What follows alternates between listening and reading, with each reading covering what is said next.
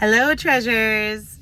This is Natalie, and of course, my Natalie's Perspective. This is my channel, and I am here to tell you at least some things that are going on in my little world, my life, and maybe it'll be beneficial for you because I felt like I needed to share it. So tonight, I am having an event at my house for people that are local. A lot of whom are from my church that I still go to, and it's called Bold Life. And I wanted the name, like I really believe that the name should be like speaking truth, but also easy enough to remember. And so that's what I named it. And this is exactly part of like what I'm about to share with you, right? What I'm sharing with you is exactly the reason why I'm having this group.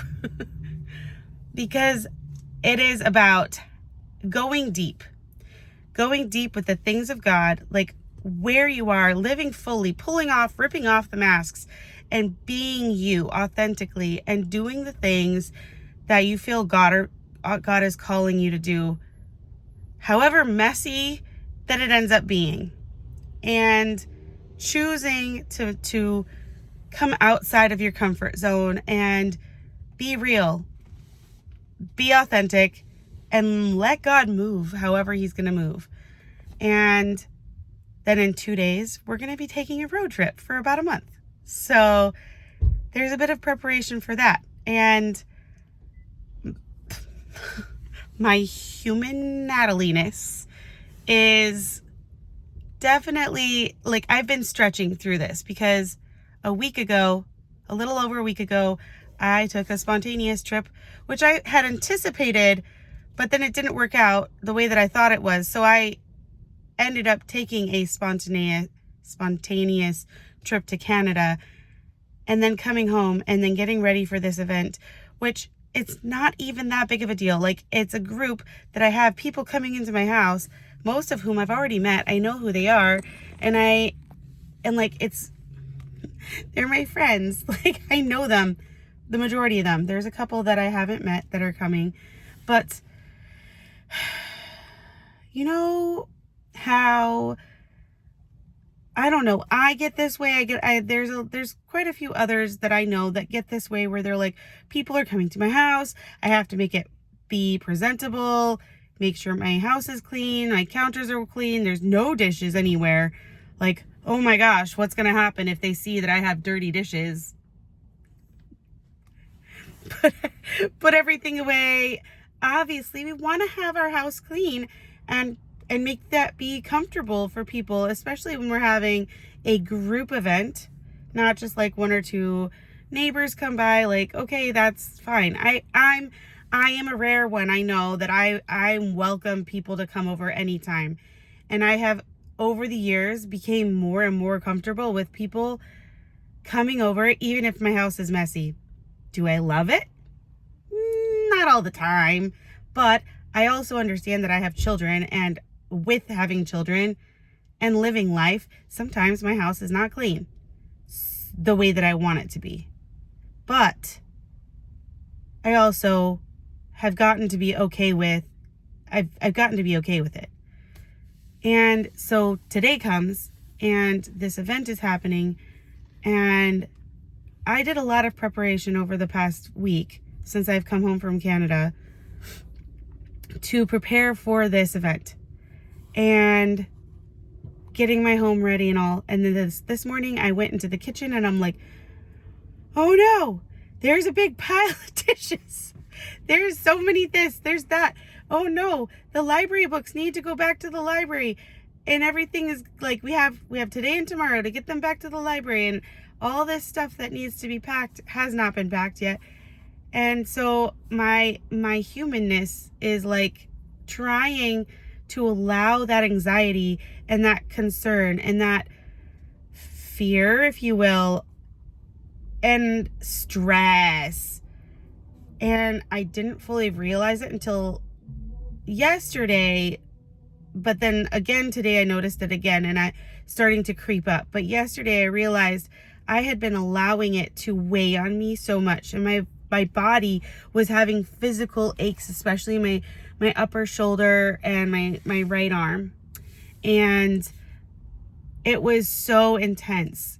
And then today, like, it got better yesterday. And this morning I woke up and it was there again. And I'm like, all right, breathe. Let's readjust. Let's pivot. Because honestly, what's going to happen? People are still going to come. They can judge me based on my house or not. They can come and they can either help with my house or not. They can be with me and participate. They can live boldly with me. They can pull off their masks with me. They can live boldly. Let God speak regardless of what the condition of the house is. And then in 2 days when we go, if everything is packed, then great. And if we forget something, what's the worst that's going to happen? We have to go and buy something at the store. Or it gets shipped later if it needs, like if there's something that I'm supposed to deliver to my family in Texas that I was going to take with me, I can either ship it or I can take it on another trip. That's fine. What's the worst that's going to happen if I forget to take the library books back? We might get a fine on those library books. Okay. Do I want to have to pay the fine? No. Do I want to try to make sure it gets done beforehand? Yes. Am I going to let myself get stressed anymore? No. Absolutely not. I'm done. I'm going to do the best that I can to prepare for the party, get the food prepared, pick up the things that I need to.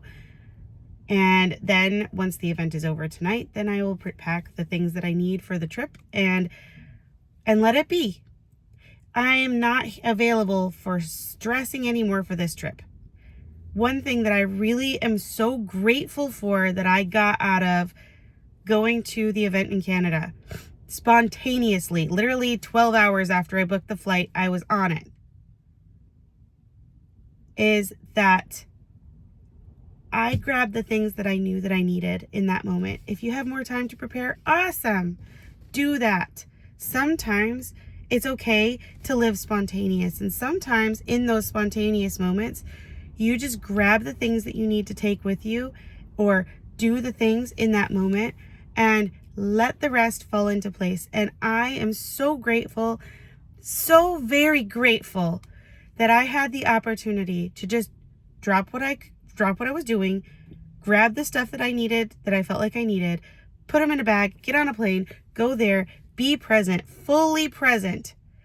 Be fully present with the people there in that moment, with myself, with like what was going on, and allow God to move, and allow God to speak, and allow God to show up in miraculous ways, impacting my life and so many others. I'm expecting that to happen tonight.